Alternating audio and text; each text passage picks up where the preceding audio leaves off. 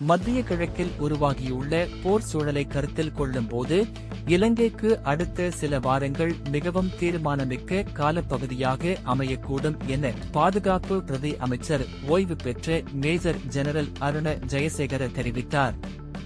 இன்று பாராளுமன்றத்தில் உரையாற்றிய பிரதி அமைச்சர், இதனால் எதிர்வரும் நாட்களில் அத்தியாவசிய சேவைகளை வழங்குவதில் சில தாமதங்கள் ஏற்பட வாய்ப்புள்ளதாக குறிப்பிட்டார்.